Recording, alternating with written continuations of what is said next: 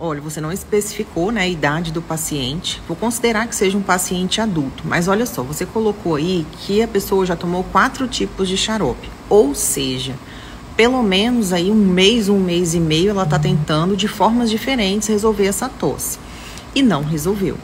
Isso significa que deixou de ser um problema autolimitado, que precisa de um tratamento, de um acompanhamento mais de perto, que precisa ser investigado. Pode ser, por exemplo, uma tosse de sequela de Covid. Se for, vai ser necessário fazer um tratamento prolongado com corticoide, às vezes tomando e com bombinhas e por aí vai.